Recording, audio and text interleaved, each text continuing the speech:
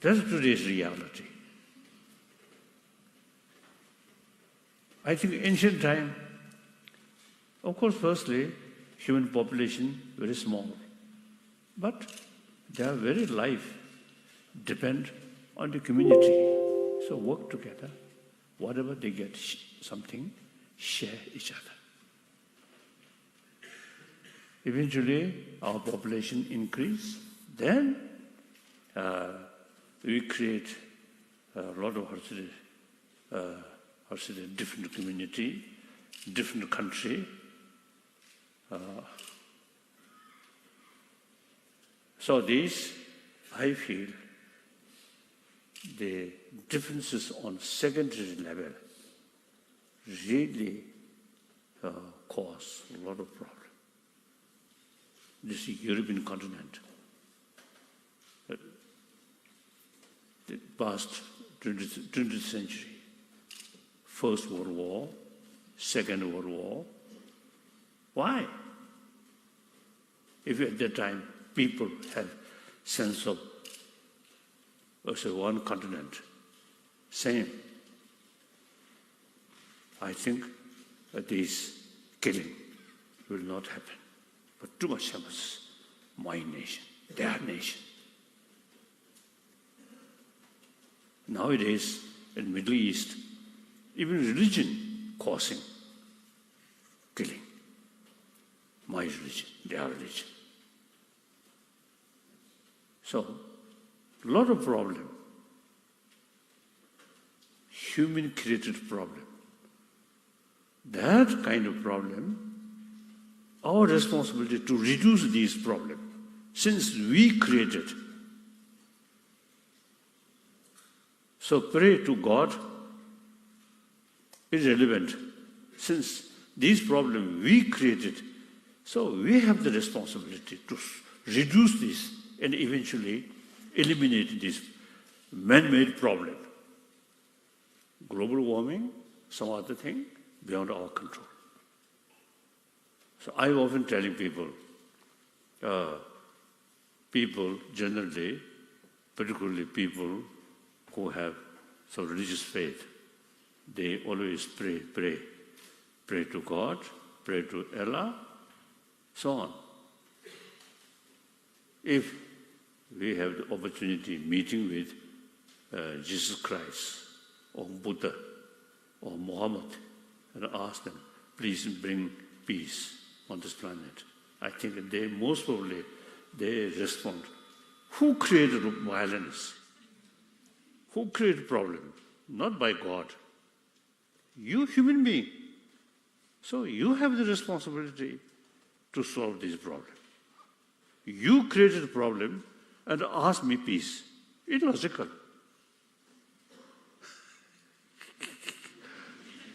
That's the reality. Now time come. We suppose more civilized. I think during 20th century, I think 1 century, early part of 20th century, First World War, Second World War. After Second World War, later part of 20th century, firstly, European Union start. So these are, you see, thinking, interest for common, rather than my nation or my country. Consider one sort of entity way, on global level, European. So I really admire the spirit of European Union. I always tell you, I admire de Gaulle, Adenauer, these two persons. During wartime, arch enemy. But so many pictures I saw de Gaulle, big nose. So arch enemy of Germany. But after Second World War, they realized now we have to think common interest for this continent.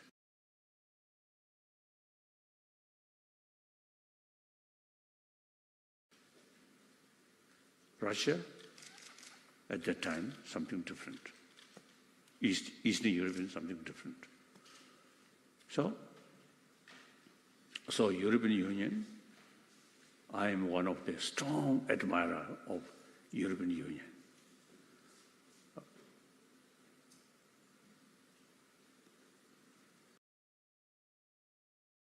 So it is quite clear, after European Union's set up or start, I think at least member state, I think last few decades, no longer any fighting, killing. If European Union not developed, I think last few decades, maybe some killing happened. Now British are living, they have their own sort of, I think, selfish, narrow-minded thinking, I feel. And historically, with Tibet, and because of British India, we have a very close link. But I feel, you see, some of their thinking is the early part of 20th century British imperialist. So they do not want to listen to suggestions or order from Brussels or Berlin. So many Britishers now, you see, they complain. So European Union is one example. So now, you see, since many problems which we are facing is due to too much emphasis on individual nation, including different religious tradition. So now only remedy is go deeper level. We are same human being, same human brothers, sisters.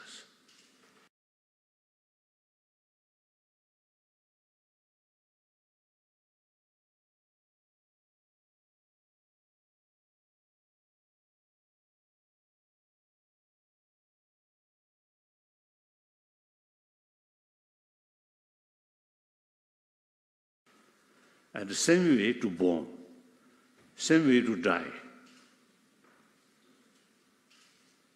So, I deliberately tried to, we all 7 billion human beings, the same way to born. Now more important, the scientists, some scientists, through their sort of, the investigation, basic human nature is more compassionate. There's one occasion, one meeting with scientists. The cartoon. There's a show to one young baby, 6 months old, language not yet developed. So influence from outside, I think very little, because this is not yet developed language. They only experience mother's love and mother's milk. So such very young child, the cartoon, one part, two young children helping each other with smile. That cartoon show to the young child, the child smiling, express as a clear expression of joyful. And then second part of the cartoon, two children, instead of helping, but the negative attitude one another. And that show to the child. Even a child, 6-month-old child, seeing some expression of unhappiness. Then, more important, the human being who have constant anger, hatred, actually eating our immune system. In order to preserve our physical health, peace of mind. Peace of mind never comes with anger, jealousy, or suspicion. Peace of mind comes only loving kindness here. And also, we human beings are social animal. Each individual's survival depends on the community. So therefore, even if some individual who really spent many years in hermit life, one occasion in Barcelona, I met one Catholic monk. The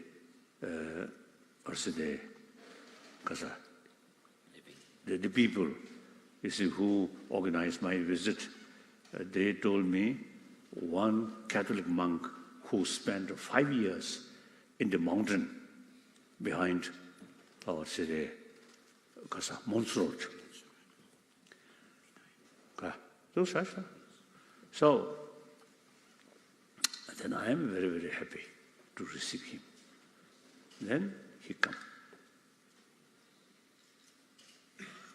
I am very happy to talk with him, my broken English, because his English much worse than me. So I have more courage to speak with him.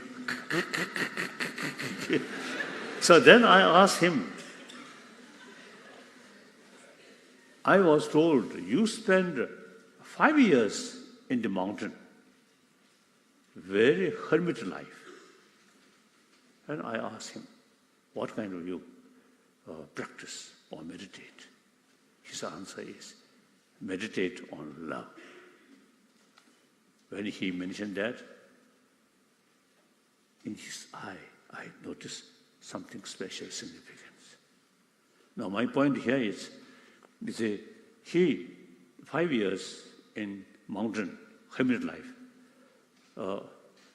but without rest of human community, he can't survive. So even though such person deliberately isolate from the society and the hermit life, wonderful, but basically without human community, he can't survive like that. So we are social animals. Individual's life depends on the community. So any social life, social animal, emotionally, there is one factor which brings together. That's human love. We human beings, as a social animal, we need friend. Friendship happen entirely based on trust. Without trust, cannot develop genuine friendship. In order to develop trust, you should show them sense of concern of their well-being. Then trust will come. Trust will not come with money, with power, with just mere education, but warm-heartedness, because we are social animal. I think animal like dog, they also very much appreciate our trust. They don't care about money, about the power. Even you say, they do not sort of know education, knowledge, but simply showing compassionate face and eye, then they appreciate. Isn't it? So I think we also basically social animal. So we very much appreciate human friendship in order to create happy family, happy community. So friendship is very essential. So now that the sense of community is very important. Then that community, in ancient time, you Swiss people in the mountain, through hard work and a small community, we Tibetan also, in the mountainous area, a lot of snow, and small community. Now today, not like that. Modern economy, no national boundary. So therefore, now human community, in the sense, I think entire human being is one human community. So I use the word sense of global responsibility.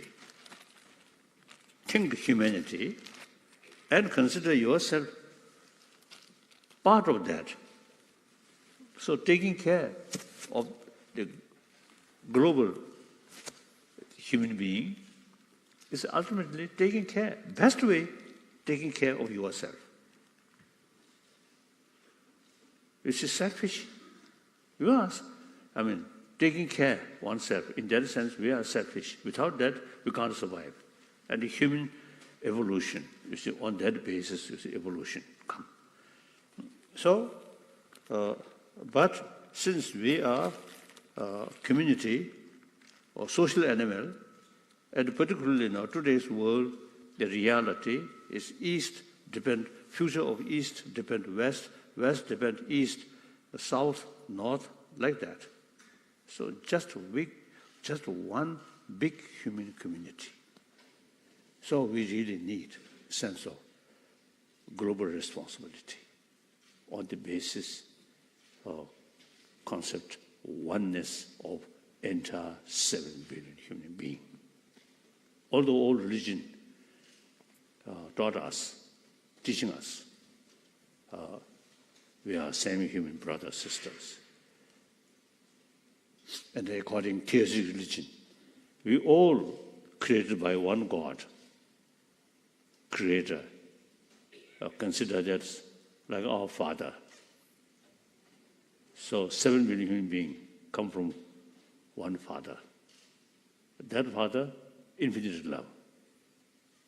So if you follow that teaching sincerely, seriously, then no way to kill each other.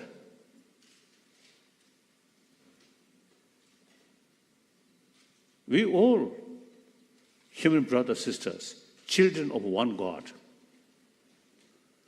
Then according non-theistic religious tradition, see, harming other, you get suffering. Helping other, you get joyfulness, happiness. So those religion, no concept of creator, but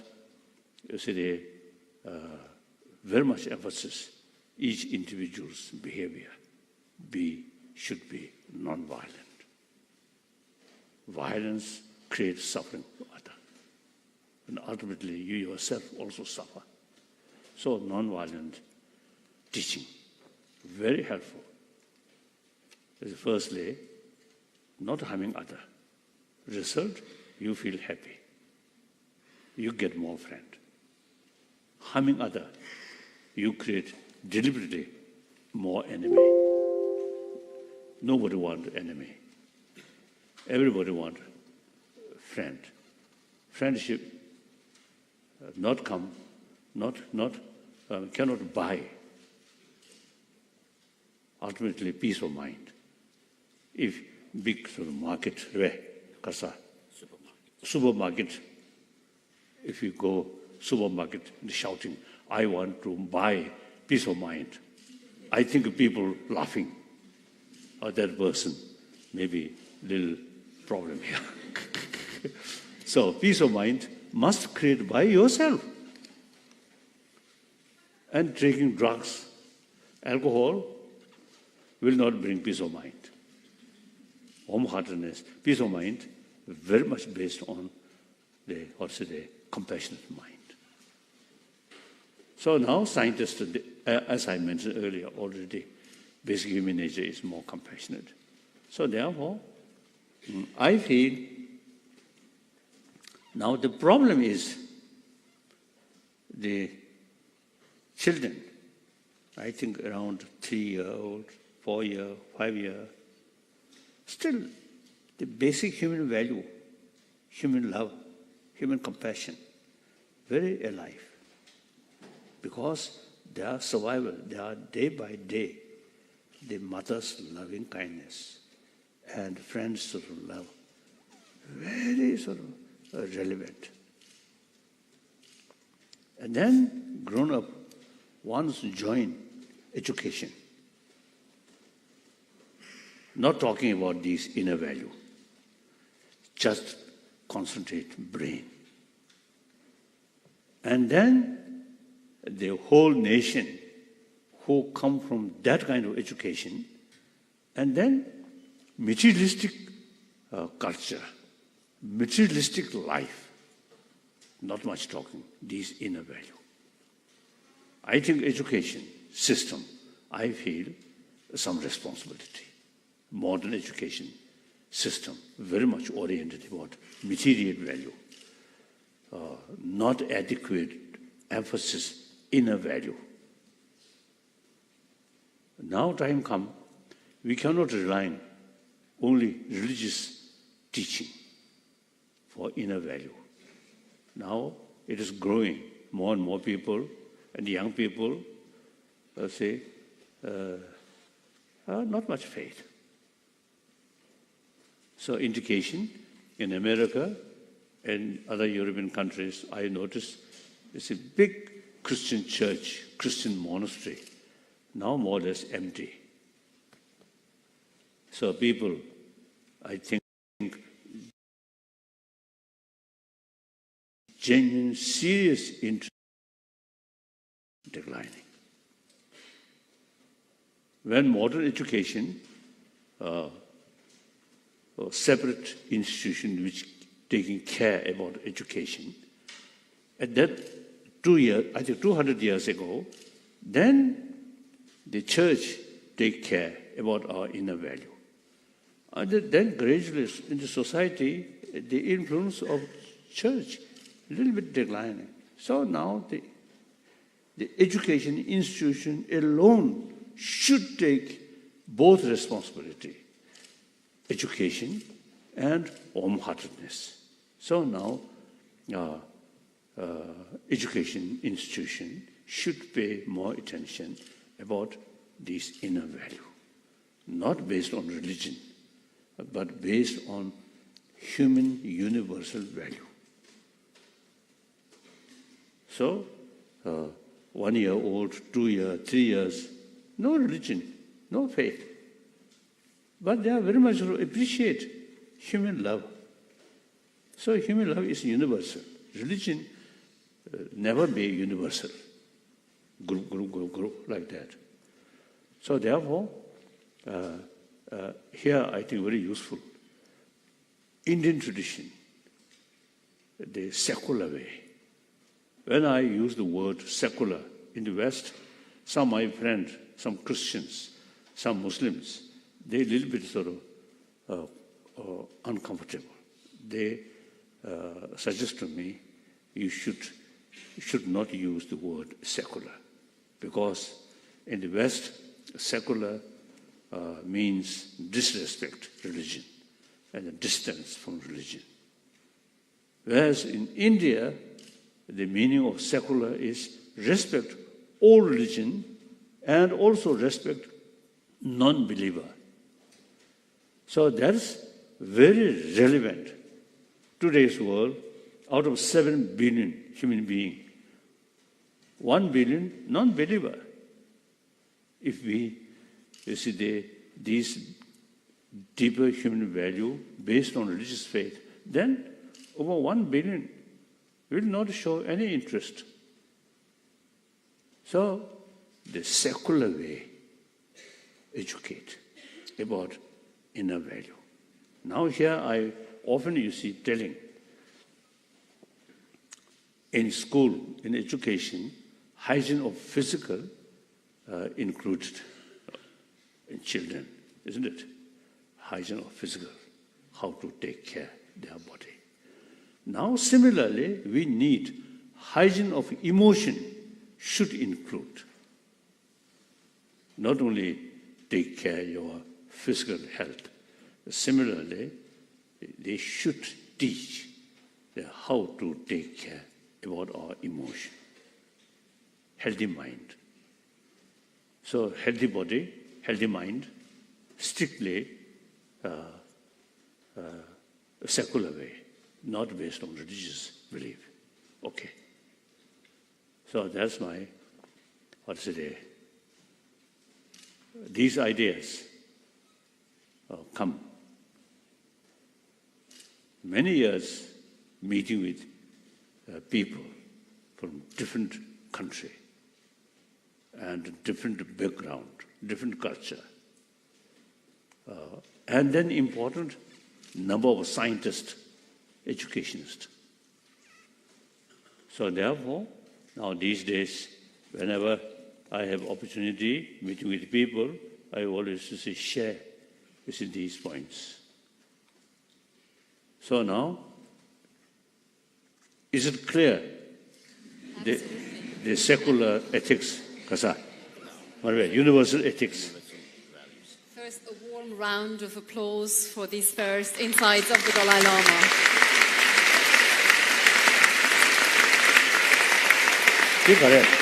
Think. Universal values and education. Your Holiness, a warm welcome from my side as well. It's a pleasure to have you here and we all feel honored. As we would say in Swiss German, schön sind Sie bei uns. Wir freuen uns, dass Sie mit uns Ihre Ansichten teilen. Well, I don't know. I only one German language, Deutschland, only that word. Now, I think for you, being the Dalai Lama, you can afford not to remember people's names, but allow me to introduce this fine round of distinguished minds. They are all people who share the idea of universal human rights in their daily work and their daily life. So please allow me to introduce our guests. We have Christiane Hohenstein with us. She is a professor of interculturality and language diversity at ZAW School of Applied Linguistics. With us is Andreas Gerber-Grote. He's a member of the executive board of the university. He is head of research and development, and he's director of the School of Health Professions. Now, the youngest panelist is Leandro Huber. He is head of the Students' Association at ZAW. He just finished his bachelor degree in communications, and he will start off, or he has started, studying economics. And also with us is Rudi Höcker. He's deputy president of the Tibet Institute RICON. He's involved in the project Science Meets Dharma, a project that you started almost 20 years ago that promotes teaching science to monks and nuns in Tibetan monasteries. Now, before we start discussing what it means to promote universal human values in education, I must ask you a personal question. If you allow. Dalai Lama, self-discipline is part of the values that you promote, but rumor has it that you were a lazy student. 가서.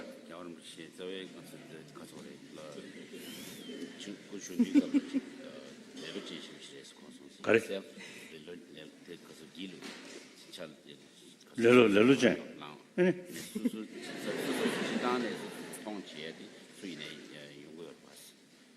가서. respect, self-respect is suine yugo. Ine kya harum che ta ji no ko yun sen san na me kala de le no chi ji ko son kan de res. I think it is quite natural. When I carry study, very lazy student. So that's true then. I think most of you, I think same. When we study, got young age, not much interest, isn't it? And particularly our sort of system. From young age, we have to learn through memorize. Memorization. Symbol. Lulzi. No?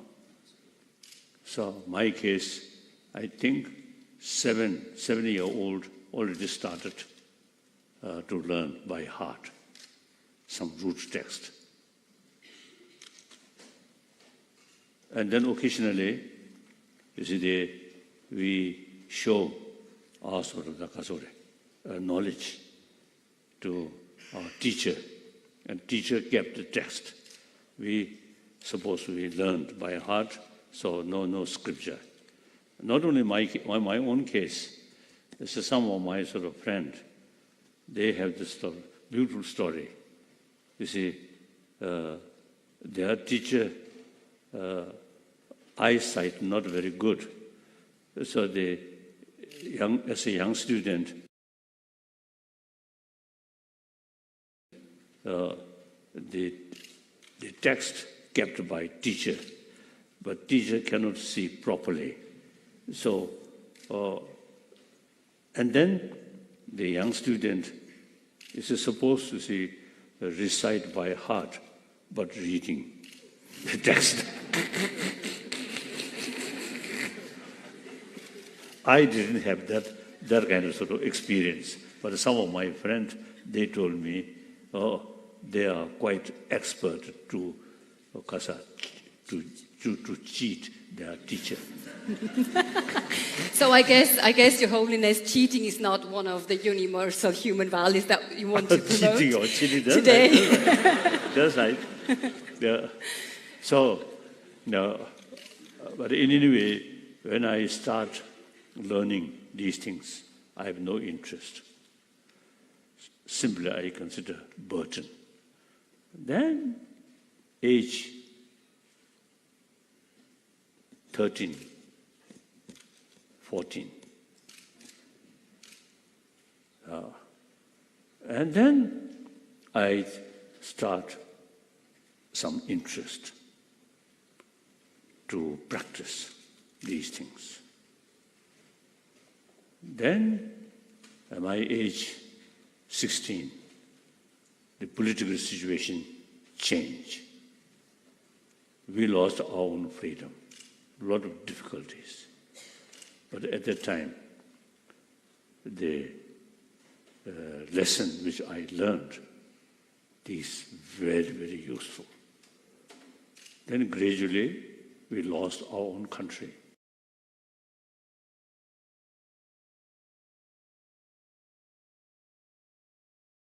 And come to India as a refugee. Then this knowledge is really useful to keep inner strength. Like that. Now let's just talk about the lessons that you learned. You promote values like forgiveness, compassion, tolerance, contentment, self-discipline, and we would like to do a reality check now. Where do we find these values in today's education? Allow me to start with our youngest panelist, Leandro Huber. Have you come across such values during your studies? Are they, so to speak, part of the textbook? I think some of the values are clearly part of the textbook, but I think more often I really meet those values in school together with classmates, together with teachers, together with other people. But still, I think some of the values you have spoken about, we clearly meet in class as well. Yes. Such as? For example, we do learn, in general, the values of science in total, so objectivity, such values. And then also, especially in the studies of communication, we do learn the values of journalism. One of which was always the most important to me was audiatur et altera pars, which means listen to the other side as well. And this is really one of those values which I kept the most from my studies. And when the Dalai Lama also said that the hygiene of the emotions should be part of the curriculum, so to speak, do you think that is something that you have come across? It's it's difficult to say. I think the education at the university is really more focused on the education of the mind rather than the education of the heart. So I think this is really more the focus in today's higher education in higher. Yeah. So educational leaders, they can try to implement these values in their everyday lessons and lectures, but I am asking you, Andreas Gerber-Grote, being a member of the executive board of that university, do universal human values, are they somehow part of an overarching strategy of the school? Well, let me briefly start to give a high welcome and thank you to the Dalai Lama, Your Holiness, for coming and sharing your deep insights from many years, because this will help us to improve our strategy and mission and our reflection about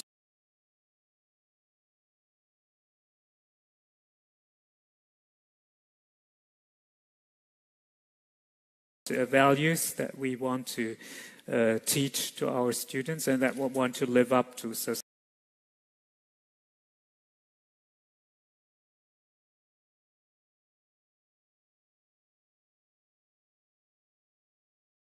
thank you very much for coming. And this will give me the chance to briefly talk about our mission statement, in which we I'm not sure whether you can call them universal values, but in which we have laid out some of the values that also the Dalai Lama touched on. For example, sustainability, in the sense that we are responsible for our environment, and that means the whole environment, not only the Swiss environment, but as His Holiness pointed out, the whole world.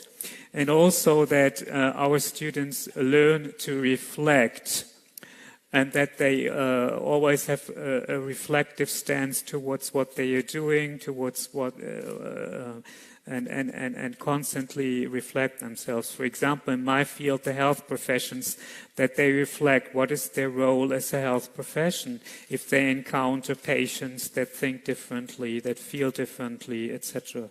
So, and maybe a third point, and I know this from several of our schools, and Christiane maybe will touch upon that as well.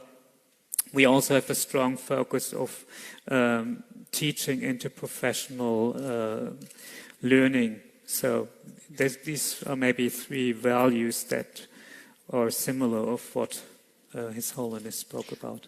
Would you say this is enough? Or is the visit of the Dalai Lama somehow as a starting point for some resolution to maybe put more emphasis on these values?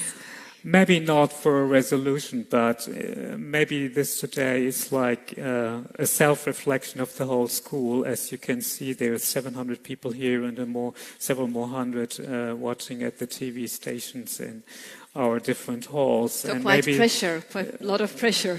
Maybe not necessarily pressure. I mean, it's more a question of this will bring us into discussion. And for example, sustainability is one of the strongest values that we have in our mission. But then maybe we really want to discuss what that will mean for us. I mean, what does sustainability mean for our scientific research? What does sustainability mean for us as a researcher? How often should we fly to another continent, or should we rather not fly? I mean, this is a question of sustainability. And so we need to discuss this. And I know there is not one single recipe, but then maybe it will help us to think about how we as a school want to define what is sustainable for us in our daily lives as professors, teachers, as students. As a continuous dialogue as well. Now, one could also sum up the Dalai Lama's vision with the sentence that we do not come to reason through understanding alone. We have to put more emphasis on inner values. Rudi Höcker, when we talked on the phone, you said, oh, I just have this concrete example in my mind, what that means in your daily teaching. Could you share that with us? Can I use a picture to share it? Of course you may. I see, I would call these our prepared panelists. You know, they're well prepared, I see.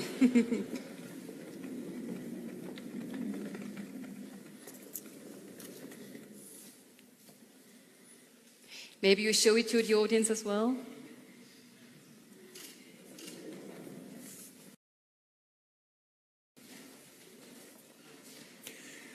This photograph was taken in a Tibetan monastery in India in a science introduction course organized by the Tibet Institute for Monks. 2 teachers, one lady, one gentleman, one biologist, one physicist, taught monk students how to dissect fish. The students had been given professional dissecting tools, but the illumination was bad, so they used their personal phones to illuminate the workplace. The purpose of the exercise was to teach anatomy and to enhance skills in the use of scientific tools. Organ by organ, they took it out, the heart, the liver, the swim bladder. And when the exercise drew to its end, they lifted out the spinal cord and the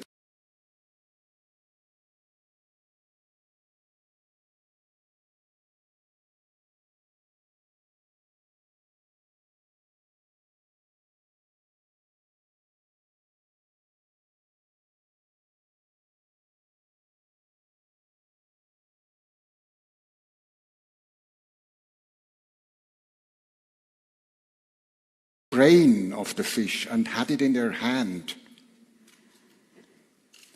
And then one student asked, "Madam, is this where consciousness originates?"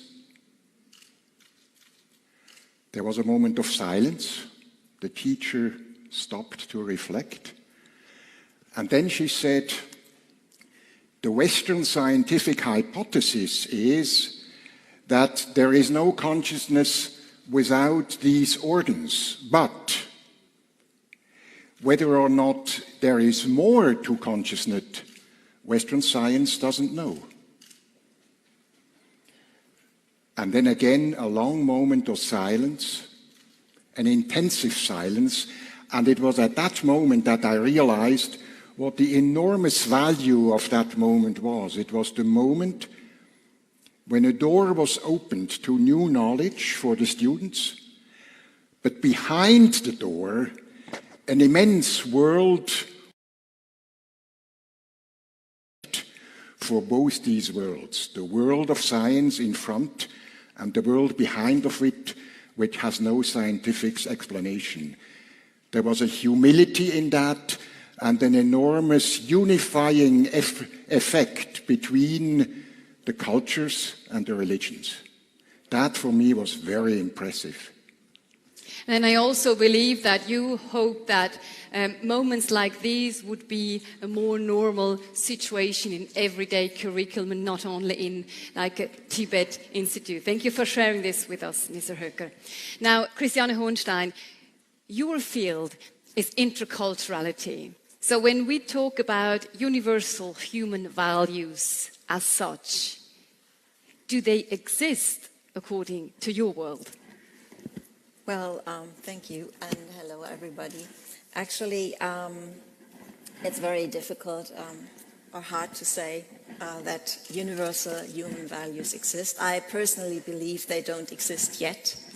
When speaking about universal values, we easily forget that we are taking a certain perspective of our own, and that perspective actually is not a shared perspective among all humankind. That perspective we tacitly take to be universal is forged by our own experiences and needs.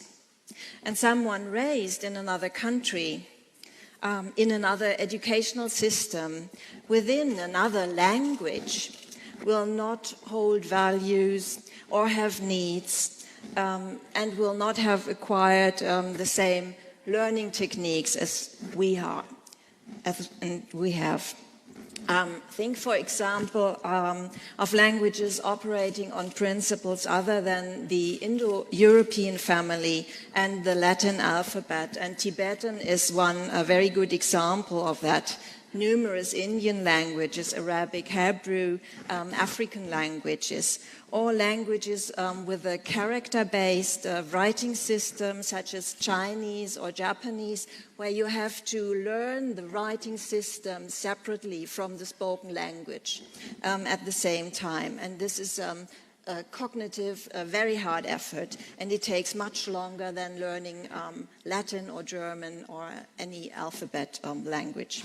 Or sign languages, for example, that do not have their own written language, and sign language users need to use the spoken language of their surrounding in order to write and read.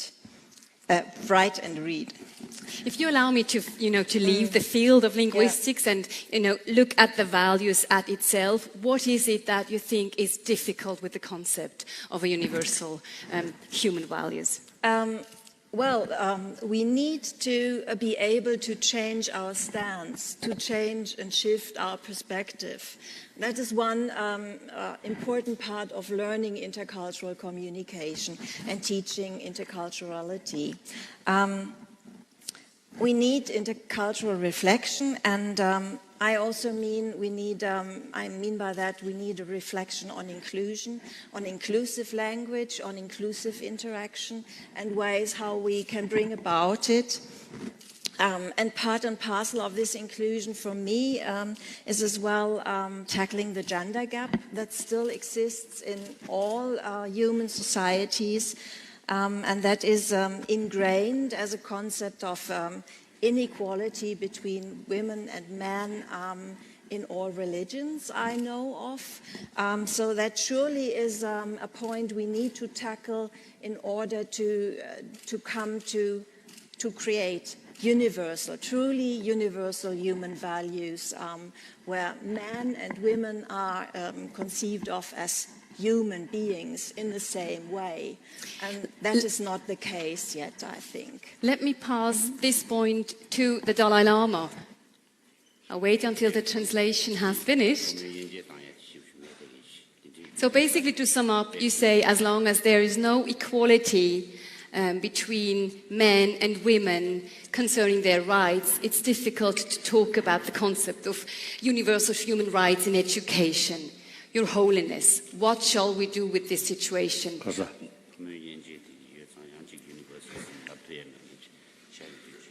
I think emotional level, I think not much differences. And the mental level also not much differences. Physical level, yes, male, some extra instrument. Do not elaborate, do not elaborate. Don't shy. These things are, I think, normal nature. So, but you have, you see here, more sort of, because of the instrument. So basically, we are same. We are same. And most important, everyone want happy life. So everyone have the right. No differences, male and female. I think ancient time, male physically more sort of, what's the kasoda, more stronger. So ancient time, I think very ancient time, no concept of leader, equal. Small family work together, and whatever they get, share together. Then gradually, number increase. Then the concept of my sort of, my possessions. Oh, my possessions.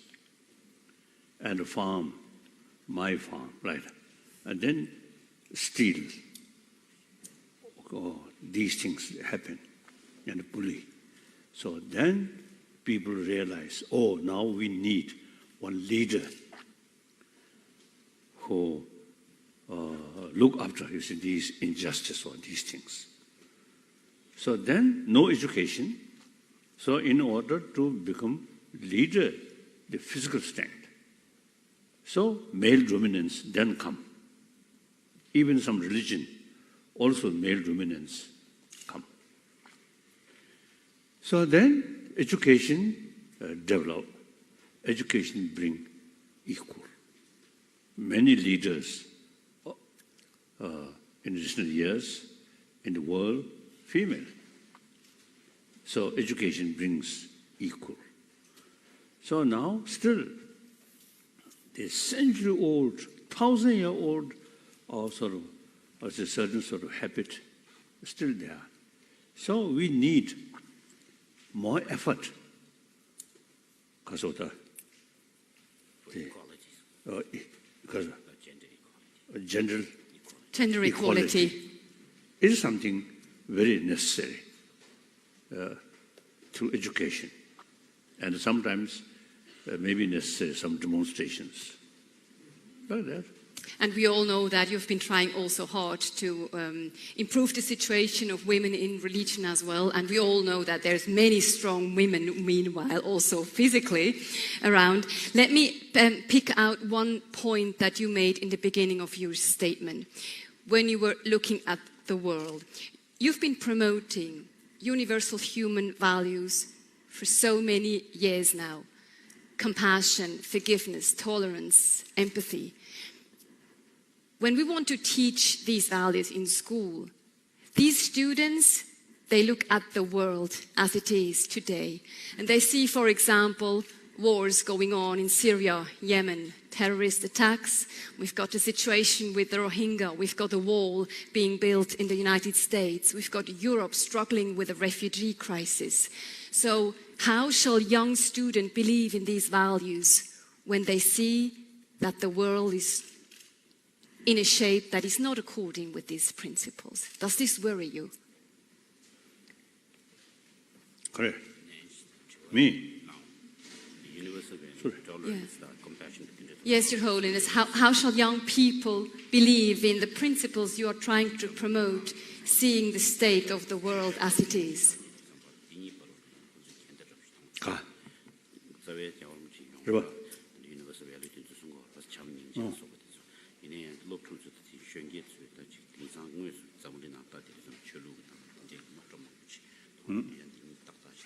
As I mentioned earlier, a lot of problems. Too much emphasis on secondary level of differences.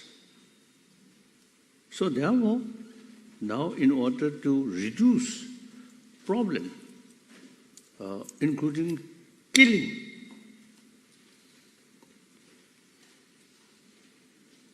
because on the secondary level of differences, so now we must more sort of effort. Basically, we are same. That's very important, I feel. But what do educational leaders do when, for example, the students ask questions? There was an intercantonal conference of educational leaders in Switzerland, from Bern, Freiburg, Neuchâtel, and they've come up with the question, how do we leaders, educational leaders, bring our young people towards, optimism and confidence that we will live up to these universal human values when the world is as it is at the moment? I think one simple, example, when Swiss more or less isolated, then way of thinking, that generations, and modern world, modern Switzerland, much more connection with outside, different country, and even different continent. So way of thinking, there are, I think, differences there. Originally, just your own small community, self-sufficiency. Now, gradually, technology and global economy develop, and then everyone related to each other. So as a result, it's a mental level also is a way of thinking, some change. As a Tibetan, firstly, as they came to India, when their own village, very so small village, no idea.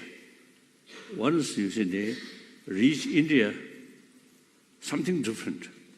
And also, seeing different distribution, very helpful. I think Indian Muslim, because they are from childhood, they already know there are different religious tradition there. So they take for granted several religions, several truths. Whereas in Arab world, isolated, only one religion, Muslim. So, one truth, one religion. So people, their attitude towards different religion, something different. So environment makes differences. So more wider contact brings more wider thinking. Just think small area, and then the way of thinking is also a little bit narrow-minded. One reason why people admire you so highly is because also your optimism is contagious. And before coming here, lots of people ask me the question, does the Dalai Lama promoting universal human values ever doubt these values? We don't have to go in the depth of politics, but also looking at the Rohingya situation where, actually Buddhism is compassion, is love, but what's going on is not according to the principles I believe in. Is there at any time a doubting Dalai Lama?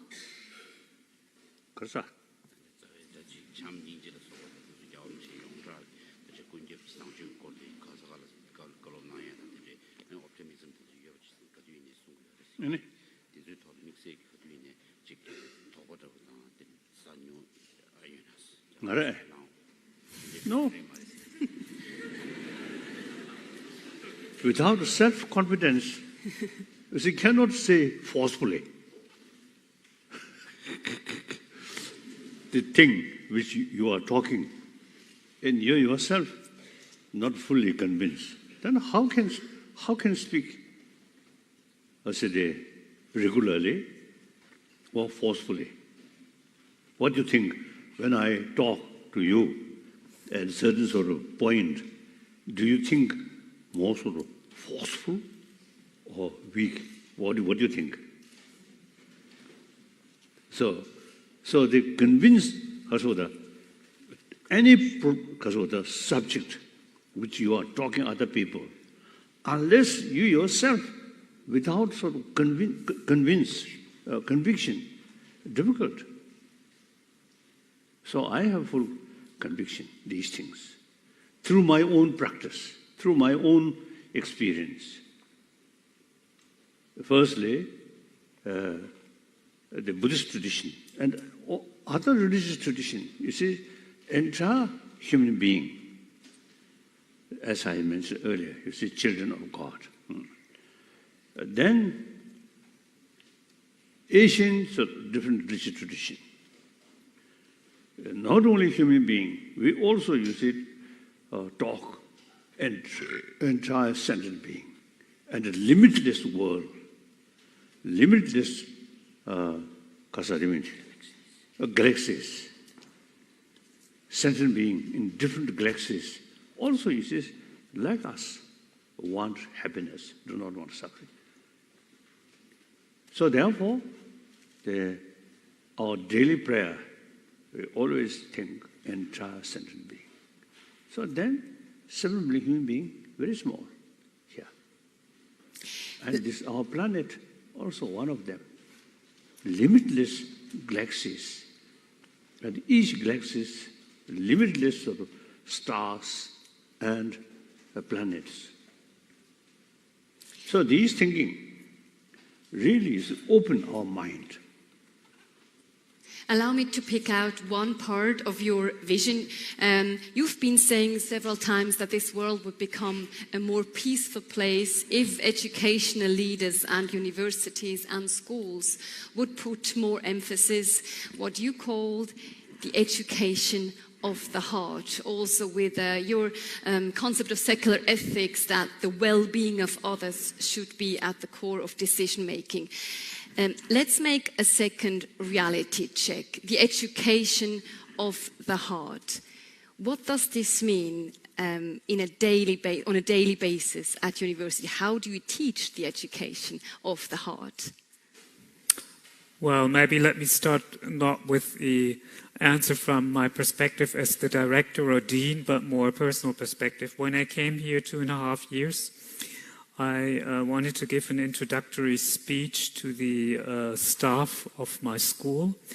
And interestingly enough, I talked about some values that we didn't touch upon today, but which I think are very important, and that you cannot teach, but that you can live, and then people realize what you're talking about. For example, one is humor, and that is a very important trait that I see also in His Highness, the Dalai Lama. I think humor is very important. And you can't teach humor, but you can live it. And then in meetings, in discussions, in a class, people realize there is humor.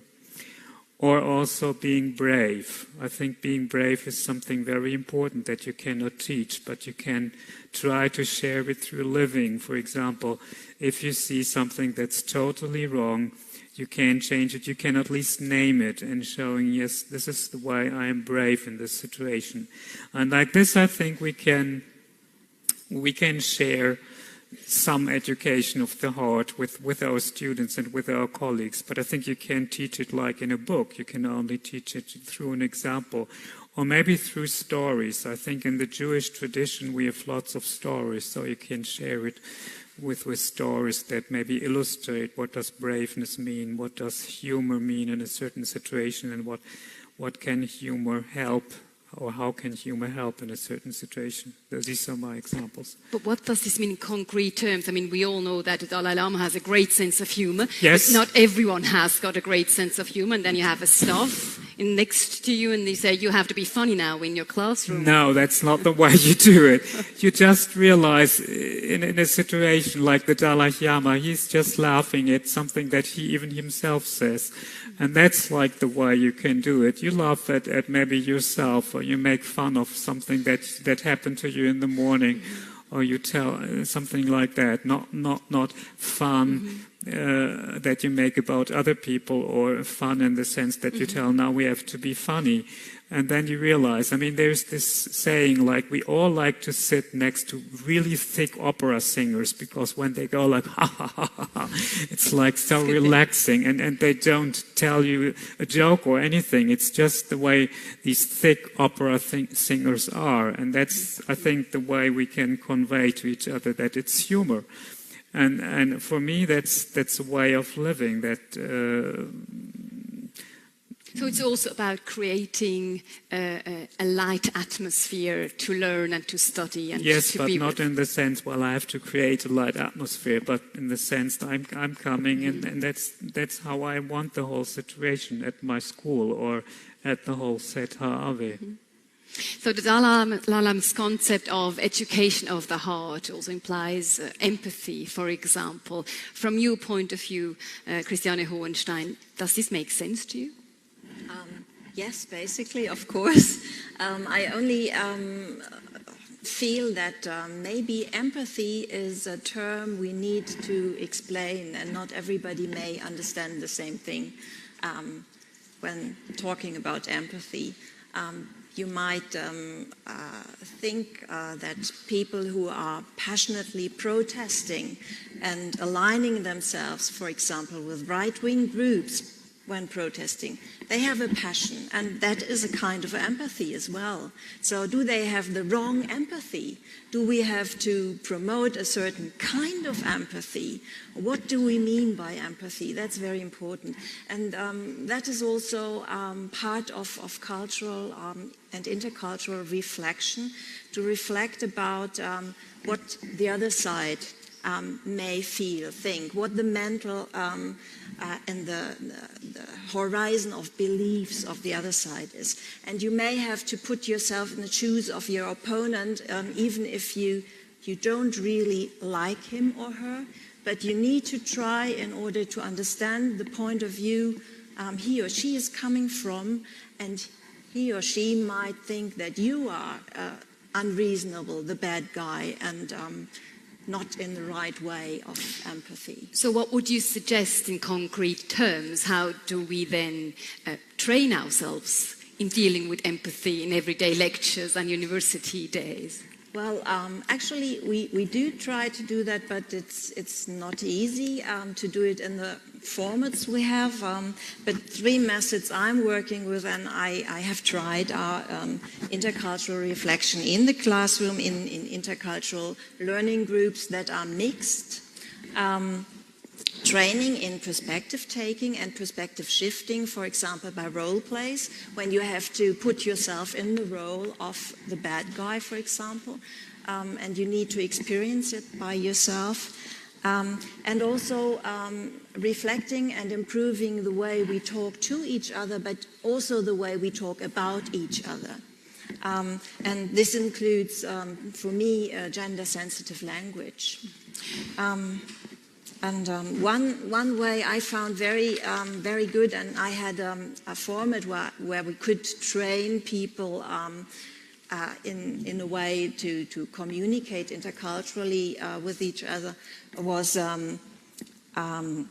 for several years I have taught an advanced studies group training course for imams and religious leaders and congregational welfare workers. And many imams who participated in that course for the first time spoke to imams from other linguistic or ethnic communities and exchanged their different views about Islam and the way they see their community and society. And the Christian and the Jewish participants, some of them for the first time did talk to a Muslim in that course, and that was possible because we had small groups and it was a protected space, and so it was possible to exchange views and learn about the stance of the other side and the way they see society and the way they see religious guidance in society. And I think that is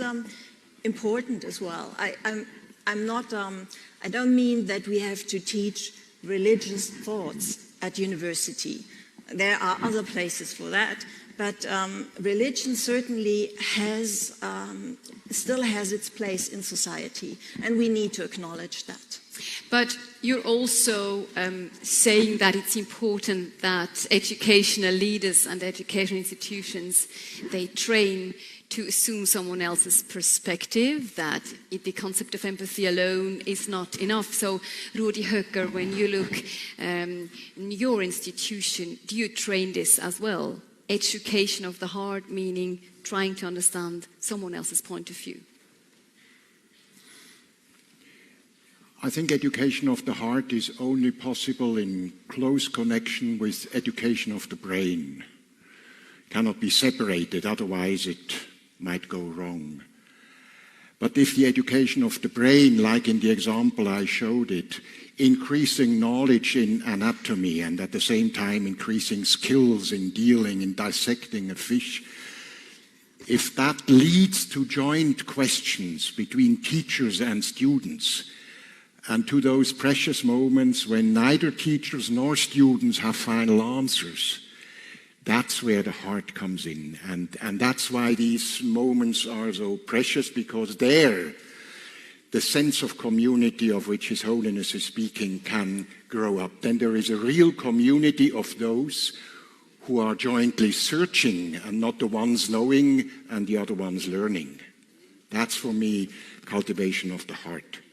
But is it something that, I don't want to make a difference between teaching in a monastery or in a Tibetan environment and with the Zurich University of Applied Sciences, but do you still need the education of the heart, or is it already part of the program anyway, to know that you are there as a monk or as a nun to promote happiness or to have the well-being of the others at the core of the education? Of course, teaching nuns and monks in that respect is different from teaching in a college and a university and a gymnasium here, because that culture of heart education of which His Holiness is speaking is right there. There we are rather the learners. But then the exchange and the coming together for me is so important. The way they asked the question, the way the lady I was talking about gave the answer about where does consciousness originate, that's a question in which there is so much heart and not only scientific curiosity. And the lady was capable to give an answer which responded both at the scientific and at the heart level. That, I think, is very important when we teach in monasteries in India or in Recon. Now, when we speak about education of the heart, let's move from the world of the nuns and monks to the world of the investment bankers. Leandro Hubert, when you will start studying economics, I'm not saying it's all bad. I'm just saying the principle of a neoliberal world is that, it's all about money. It's about materialistic values. And the Dalai Lama said in his introduction, our education still focuses too much on money and on material values. What will you be looking at when you start, or if you started studying economics? To be honest, I've been a lazy student up until now. I haven't been to many classes in economics. The Dalai Lama will like that, so. But I've been to a lot of courses and classes within my communications bachelor, and there I think that most of the time we don't really speak about universal values such as compassion, acceptance, tolerance, things like that. It's more really the focus on values which can be monetarized, effectiveness, efficiency, such things. And they're really the focus of the education nowadays is, from my point of view.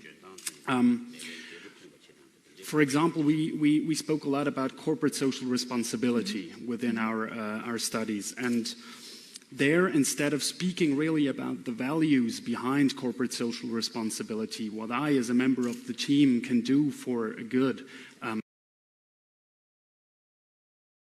company, what the company itself can do in order to act social responsibly, we more speak about how we can sell that we as a company do corporate social responsibility.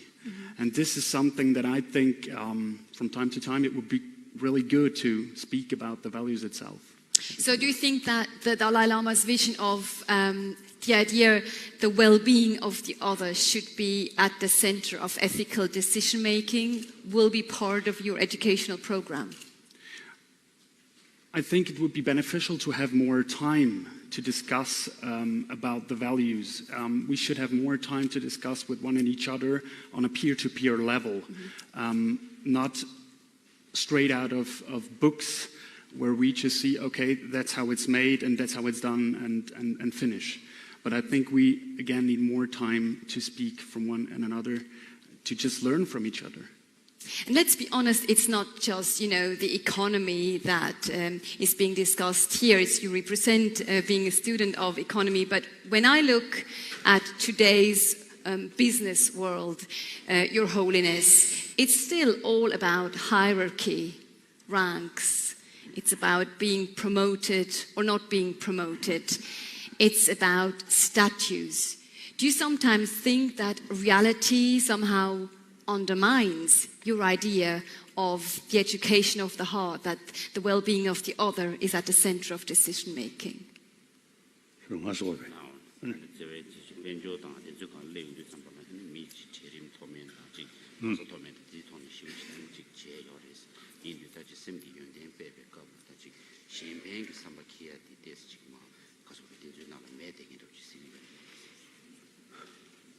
Yes, materialistic life.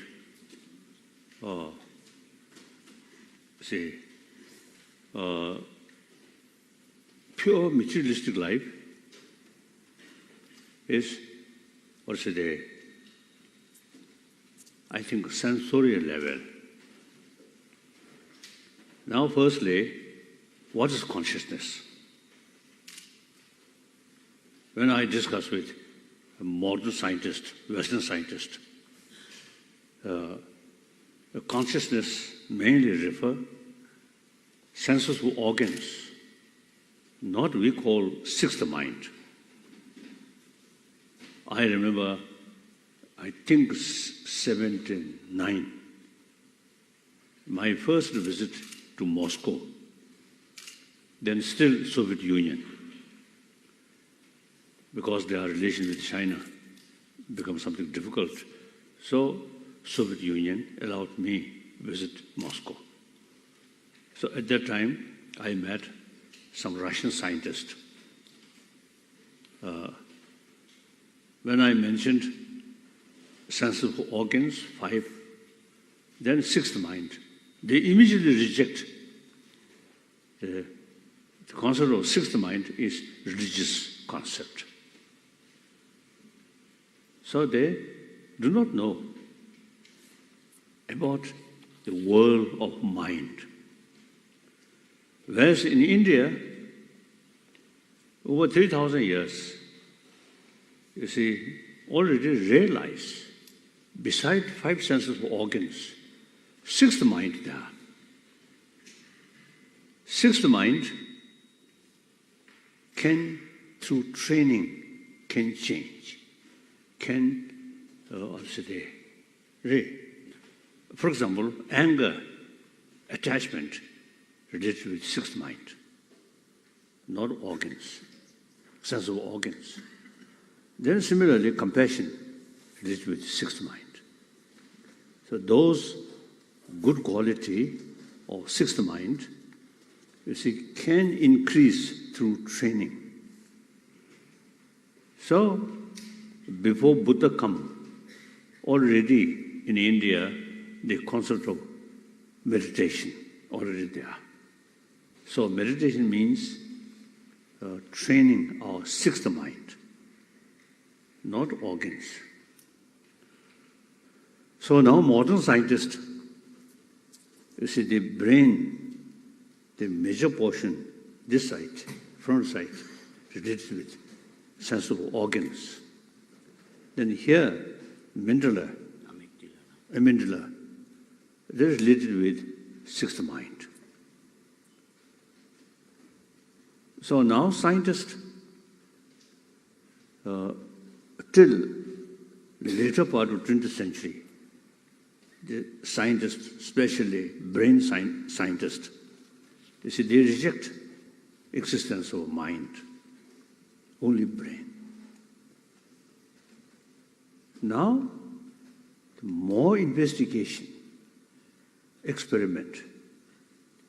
Now, later part of 20th century, now, number of brain specialists, now they begin to feel, oh, there's something which can affect our brain. So when you... So for example, you see through meditation, kasa chukuchi, plus kasa. Neuroplasticity. Labda. It's always referring to neuroplasticity. Can change through meditation. So now they begin to, and then also, there are a number of cases, person who clinically dead, but body remain very fresh, including my own tutor. 13 days remain, body very fresh. And then some cases, 2 weeks, 3 weeks, 4 weeks, body remain very fresh, but brain dead. So with the help of some American brain specialist, now we already developed some sort of project to specially sort of because of investigation such case. So you make so now begin number of brain specialists, now they begin to accept there is something, whether we call mind or consciousness or something there. So this Asian tradition, now of course I respect all religion because one of my commitment is promotion of religious harmony. So mutual respect is very essential. So I respect Judeo-Christian tradition. But there are differences. Judeo-Christian tradition, there is Creator. So only prayer to God. Whereas Indian tradition, no God. Some Indian tradition, no God, no Creator, but rather self-creation. So all responsibility relying on oneself. Then 5 senses of organs, not much sort of important. The 6th mind.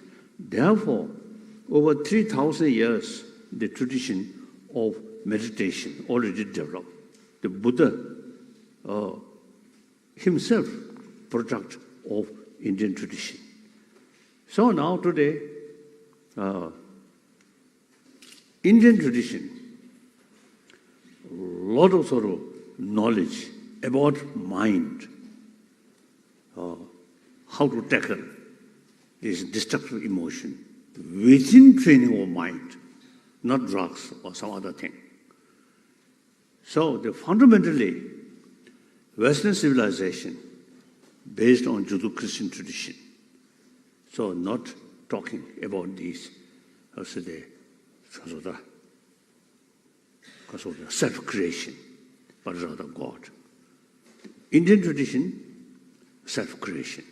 So self, very important. So then mind. So like that. So therefore, ancient Indian psychology, knowledge about mind, originally come from religious tradition. But we should take, these are academic subjects, as I mentioned earlier, for the hygiene of emotion. We need more knowledge, the whole sort of function or system of our emotion. But wouldn't you say that it's exactly the hygiene of the emotion and the idea of mindfulness that is under a lot of pressure in these days? When the Dalai Lama strengthened the importance of tradition of meditation, 3,000 years old, and we live in disruptive times also on a technological level. Every student has got an iPhone today, every child has an iPhone.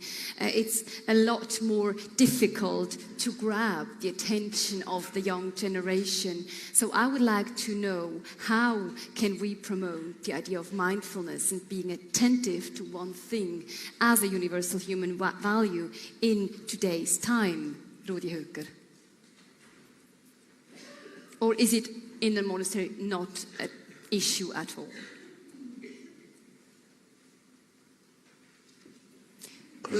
Rudi Höcker, I would like to know, have you seen a change with the monks and the nuns, even, living in these disruptive times where we have to teach mindfulness as a concept, but we live in disruptive times? Yes, I have seen individual examples where work of the kind that His Holiness has described now, work on oneself, also perhaps through Western psychotherapy, which today goes into similar directions, that people have changed very considerably and have become able to do remarkable work both at the intellectual and at the practical and at the social level. So the effectiveness of what His Holiness is talking about, for me, from a few examples that I have been experiencing myself, is without question. But you feel that they're distracted more than they used to be in these modern days? Would you please repeat the question, is it? Yeah, do you feel that they're distracted more than they used to be because we have all these technological devices and that we're interconnected all the time? Yes, definitely. It is more attractive today, as I experience among young people, much more than it was when I was as young as my neighbor here. So then let me pass the question to Leandro Huber. Do you think that value of mindfulness is under pressure in the young generation that you belong to? Yeah, it's difficult for me to compare. Just tell us about your world. Just tell us about your world. From my point of view, it's really difficult because attentiveness, from my point of view, is really has a lot to do with interest. So if I'm really interested in something, I pay a lot of attention. And the problem with the smartphone is that there are a lot of very interesting things going on right inside of my pocket. So I'm able to look outside in the world with just one click, and there are a whole lot of very interesting things. So paying attention to interesting things then really is easier than before. Yeah. But we appreciate that you stayed with us for this hour without checking your iPhone. So mindfulness as a value, as a universal human value, is it under pressure, do you believe? Have we lost that value on the way, maybe? I don't think I have an answer. I have several questions. I mean, as Leandro Huber pointed out, what exactly does it mean if I'm concentrated and focused working with a digital device? I could be mindful as well. So that's my question number one. And does speed mean I'm not mindful? I mean, there are many questions to answer this. So I'm not so sure. And is it more that we as the older generation perceive the younger generation as less mindful, as generations before have seen us? So I'm not sure. Even so often I think, yes, you're right, maybe there is a loss of mindfulness if I look at theaters that shorten all kinds of classical pieces to 1 hour, digestive pieces, whatever it is, if it's a Shakespeare or Goethe or Schiller, whatever. So I feel like, okay, yes, maybe that's the problem. But then looking at it from a more sociological perspective, I really don't know. So maybe when we were young, we were immersing ourselves into comics and reading that for 3 hours, and somebody felt they are doing crap. So I'm not so sure whether we really know what we are talking of. And even if we talk about the younger generation, their concept is maybe more selfish in a certain way, that they want a life with a better work-life balance. But then what's bad about it? I mean, so we have to ask these questions. We can't just say, okay, there is a loss of mindfulness. And they are young people who go out and do environmental work or are in a peace workforce, etc. So I'm not so sure. I observe different trends or developments at the same time. And for me, it's hard to judge and evaluate. Cultural pessimism from your side when we talk about values, implying that it's some fixed concept with continuity, but we live in an ever-changing world. Do you think we're losing some values on the way, like mindfulness being under pressure with technological progress? No, I wouldn't term that as a loss, because if we are changing and developing into a new direction, we create new values and we find new things. And actually, I don't believe that young people and our students have a lack in mindfulness, exactly for the reasons Andreas talked about. They work a lot in peace work or environmental work or something like that. And what makes me, or what is a worry for me is rather that we may perhaps be seduced to let ourselves be relieved of thinking for ourselves by the ever larger amount of data that is around there and the ever quicker response we get by big data resources. So I think we need to focus in education as well on reflecting very well this interdependency between digital possibilities and the personal and social responsibility, how to work with it. And the reflection should be part of the integrating it into the learning environment. So call for action for critical thinking. Let me finish the round about mindfulness with a personal question to Your Holiness. You're an Instagram star. You're a Twitter star. I assume that you have a staff, feeding these accounts for you, but you know that social media is important today to bring a message across. And you have many, many, many followers, millions of followers. Correct. Did you know about that? So my question is... so my question is, do you deal with the question of being distracted by social media, from your meditation, that it's harder to focus in these days? Has it ever happened to you that you checked your iPhone rather than going meditating?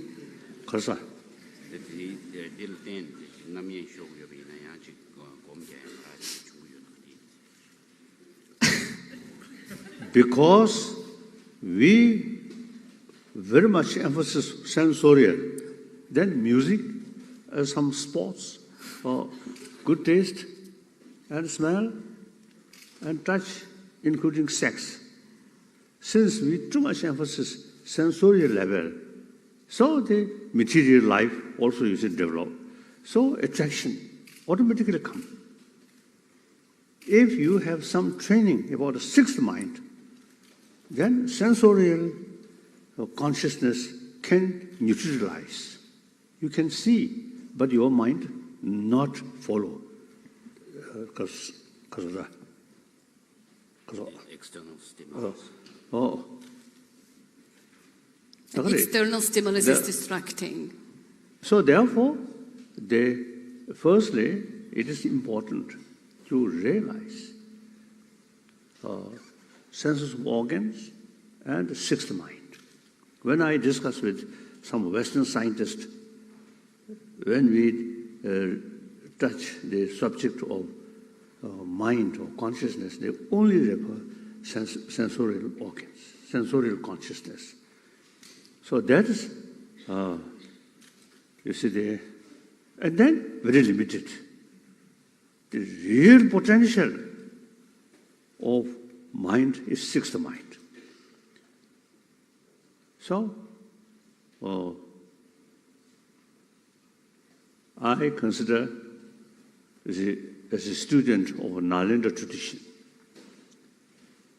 At the Nalanda tradition, very much emphasis on reason, investigation, analytical sort of meditation. Analyze.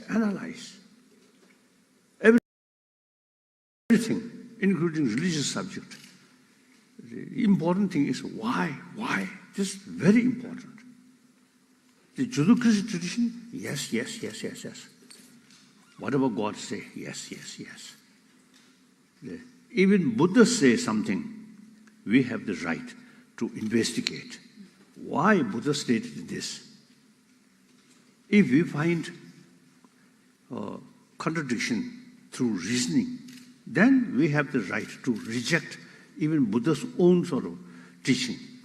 That is something quite unique. So that's why the Buddhist tradition, particularly the Nalanda tradition, logic, very important, not just faith.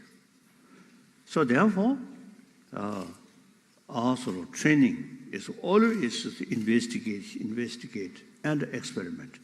Therefore, over now nearly 40 years, I have serious discussion with modern scientists. No problem. At the beginning, some people give me warning, science is killer of religion, so be careful. I start discuss with scientists. Then, eventually, it becomes very clear. Meeting with scientists, it's really helpful, mutual learning. We learn some new things from scientific finding. Then they learn very useful information about mind. Now, 4 fields: cosmology, neurobiology, then physics, particularly quantum physics, then psychology. So, I think there is differences. Eastern philosophy, ancient Indian sort of philosophy, always is emphasis importance of reasoning, investigation. So, your Western world, Judeo-Christian sort of tradition. So it is better to keep your own tradition. I do not want to interfere your tradition. But I am sure that there's people in the room who would like to ask a question to you, Your Holiness. So this is the moment where I would like to open the questions to the floor. So whoever has a question, please give us a signal by raising your hand, and then we have microphones in the room. Give us some time to come towards you. So who would like to ask a question to the Dalai Lama? I have one. This is a great, you want to ask yourself a question. That's good. One great friend of scientist. He Jews. So he,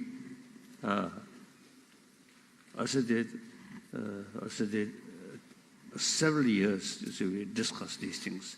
So he really showing interest about Buddhism. Then one day his wife warned him, we are Jewish. We should keep Judaism.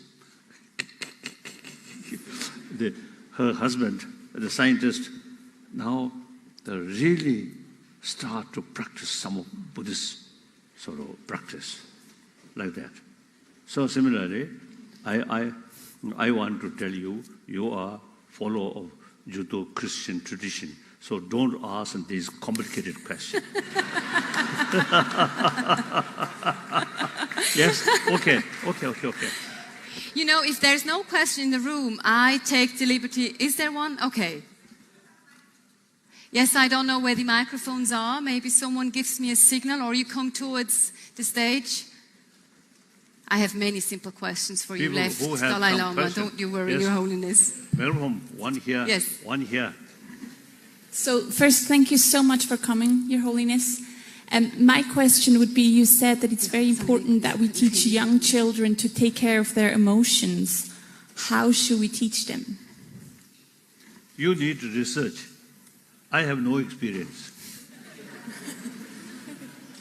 Overall, I think teacher should know about the system of emotion. Then explain to children with full love. Teacher, without love, without taking serious care about the future of the children, just knowledge, not much effect.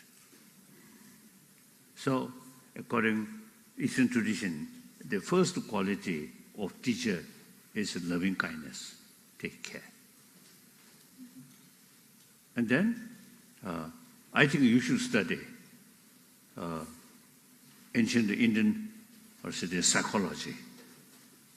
Then, how to tackle these emotions can be useful. Okay. The detail, I don't know. I have no experience. Okay. Next question.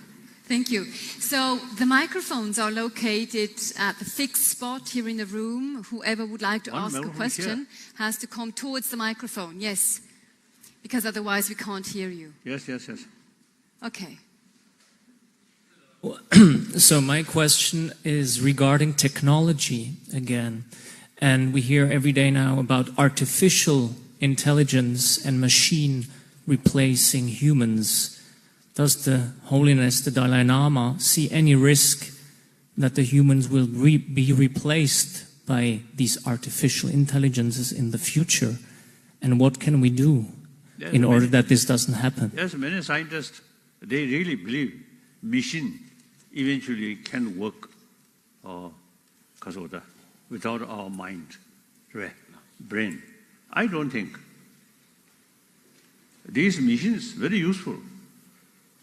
But ultimately, the controller or making machine is we human being. So no matter how sort of machine sophisticated, I think still human brain is, I think, more sophisticated, I feel.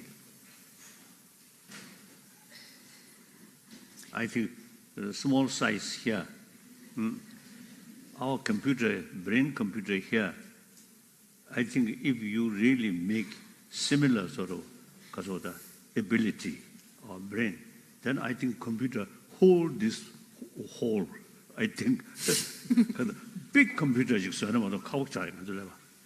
If we all use our brains. Is there another question from the floor to His Holiness, the Dalai Lama? Next question? Yes, there's someone coming on the right side. Hi. My question is, how do you find peace of mind?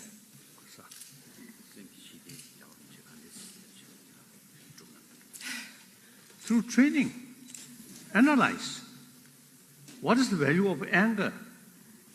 What is the value of too much stress? On the other hand, the value of peace of mind or compassion. Through analyze, I develop full conviction, anger, hatred. These are no use. The opposite mind, compassion, forgiveness. These are really very useful. So through analyze, we can develop full conviction. This destructive emotion is no use. Positive emotion, constructive emotion, very use. So that attitude, out of knowledge, conviction, automatically positive emotion increasing. The destructive emotion automatically reduced. Then Buddhist psychology, even as a quantum physicist, some quantum physicists, they believe the person who really believes nothing exists, because as appears, if we investigate nothing. So such quantum physicists, their sort of emotional level, extreme view is much less. So then all those destructive emotion, actually, according in Indian psychology, all these destructive emotion based on ignorance, wrong view. Constructive emotion based on reason. One of my American psychologist, he helping people who too much disturb their mind due to anger. So he not religious-minded person. Once he told me, when person develop anger, the object to which they feel angry appears very negative, but 90% of that negativeness is mental projection. So ignorance, wrong view, all this destructive emotion very much mixed with wrong view. So wrong view and the result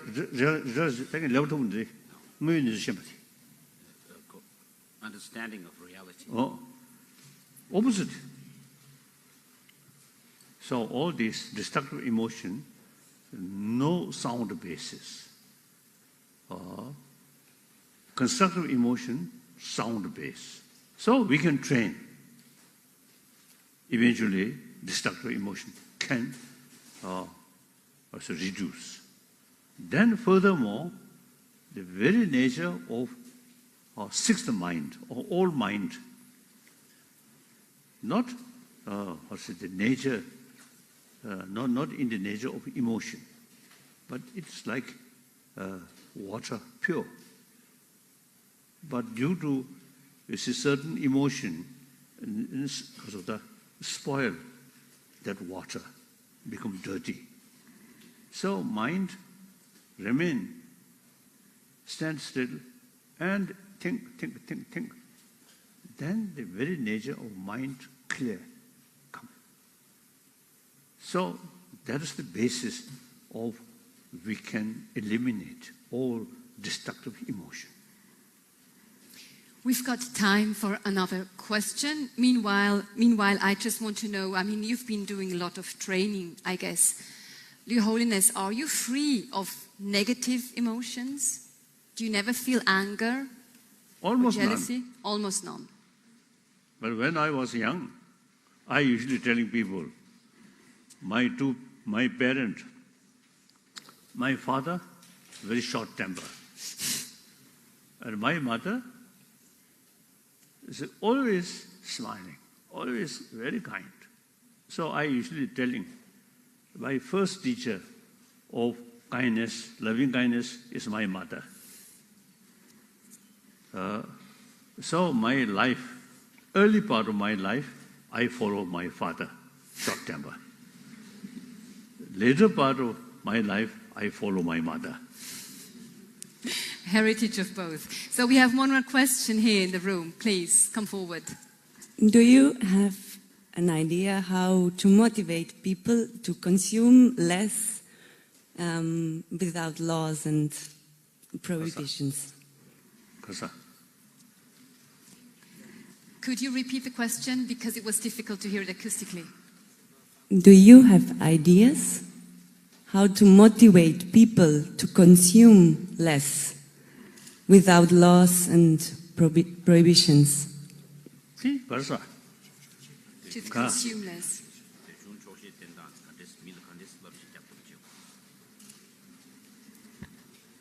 Any facility of material, in any way, there is limitation.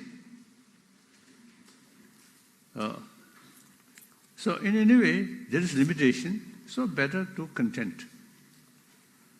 mental level, sort of quality, no limitation. So better, because without content. 초심해서 심기연데 그다 심기연데 탐에 페투위에 인도산에 초심해서 두자가 응어부디 간다 타셔로 타여에 인도산에 이 초시체.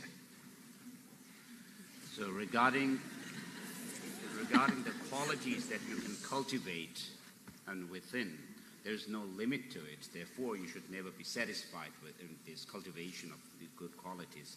Whereas in the case of the external matters, there's some limitation anyway. Therefore, you should always be able to show contentment. I have some friend, some American, I think really billionaire, very rich, but mentally very unhappy. One occasion, I met one chancellor of a big university. I think student, more than 30,000 students. So that chancellor, and his salary, very good. And as a chancellor, educated. And also it's a good name.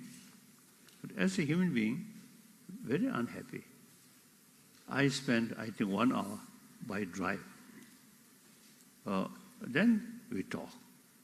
And then he told me he very unhappy. So later, the worker in his office, so secretary or this, they also, later he expressed, before our meeting, the chancellor always prefer remain in the corner of the office and a little bit dark. After our meeting, our met, so he become very much active. So I think workers prefer previous one.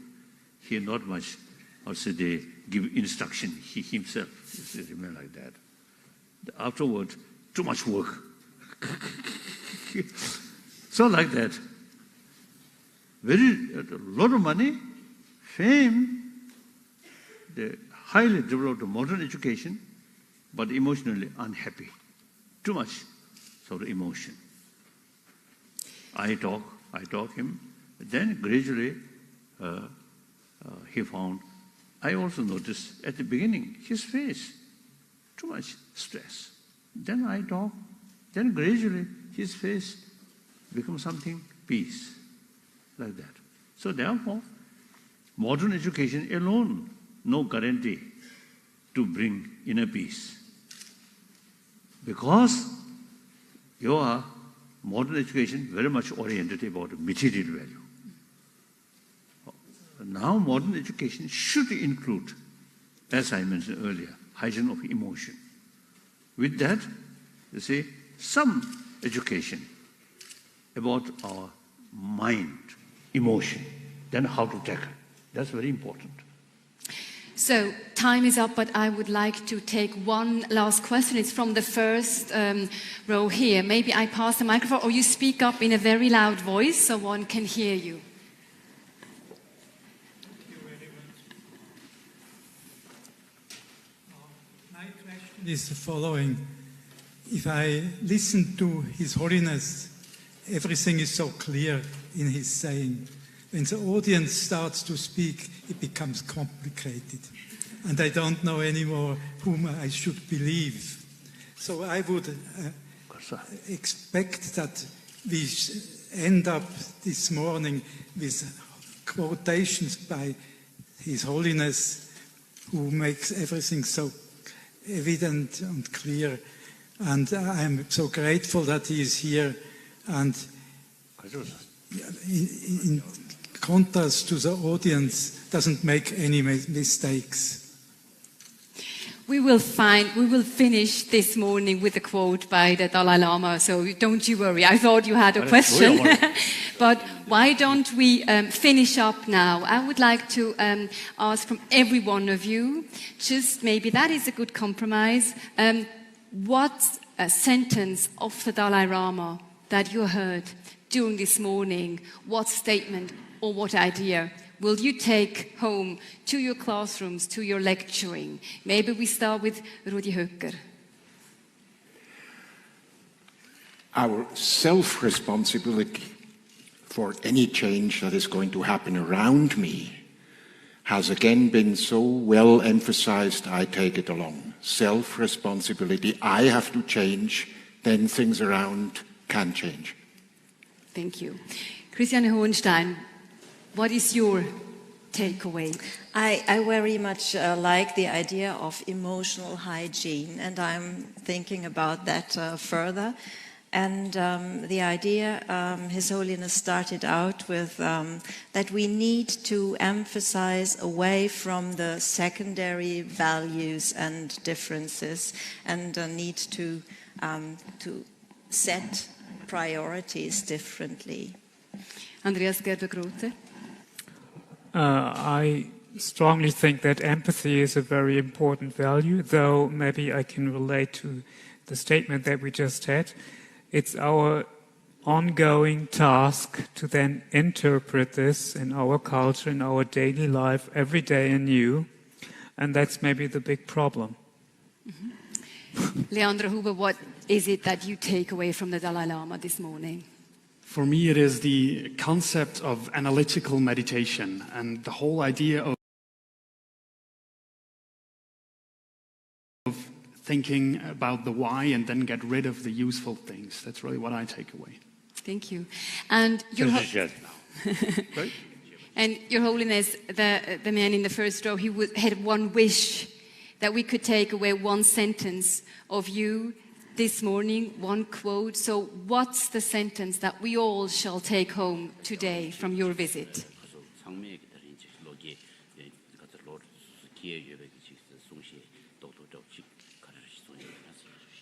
Nothing. No?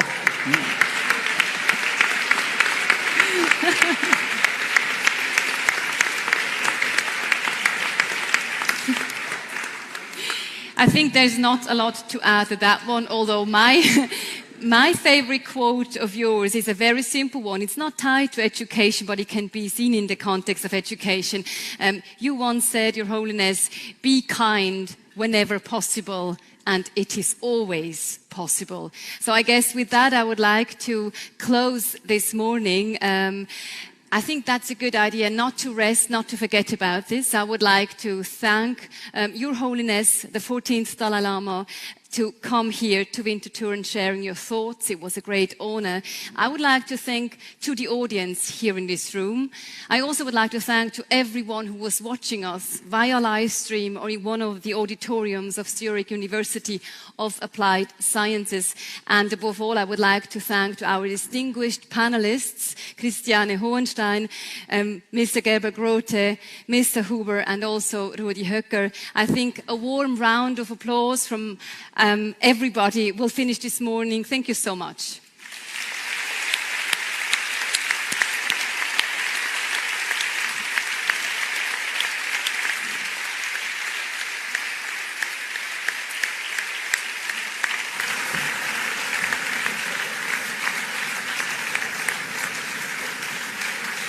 Thank you.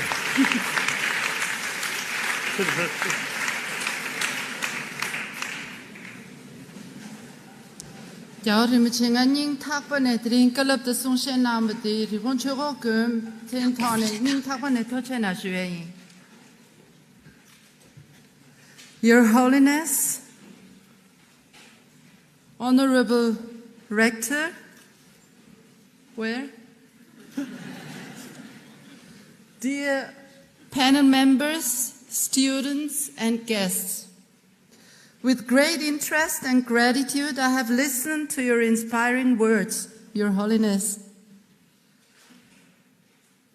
and to the subsequent panel discussion on universal human values and education. To focus at university level on ethical issues arising in our modern society, it is a great opportunity, and it is a meaningful contribution to the celebration of the Tibet Institute's 50th anniversary. Thus, as the president of the Tibet Institute, RICON, I would like to thank all those who have made this symposium possible.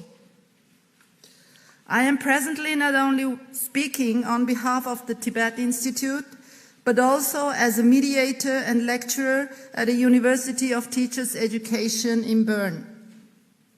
Ethics and universal human values are emphasized at various levels of the Swiss educational system.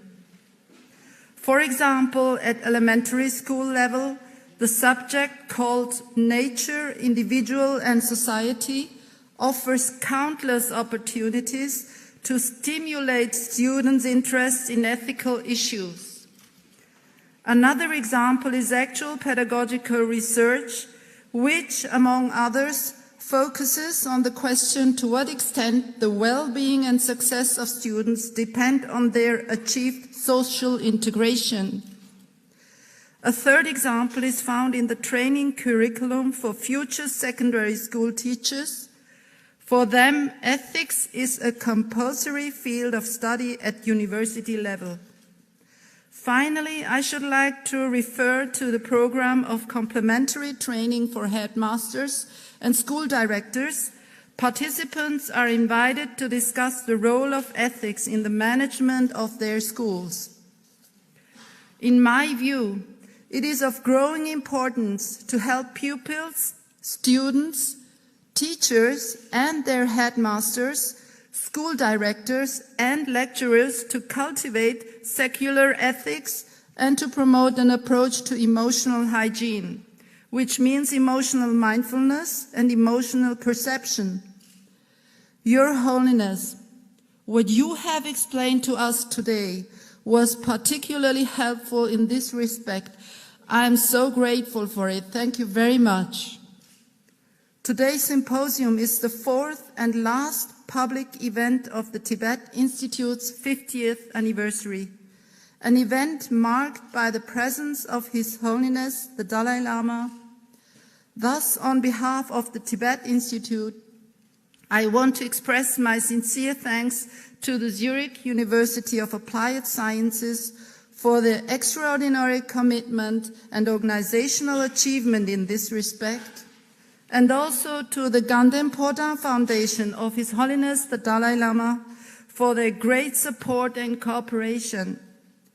It is my hope that the present event will stimulate further discussions and efforts at various educational levels to strengthen universal human values in our society and throughout the world. Your Holiness, on behalf of the Tibet Institute Recon, of which you are the patron, I wish you the best of health and strength in all your undertakings. May your return travel to India be safe. We will never forget these days marked by your presence and your blessings. Thank you so much. Tokchi Chena.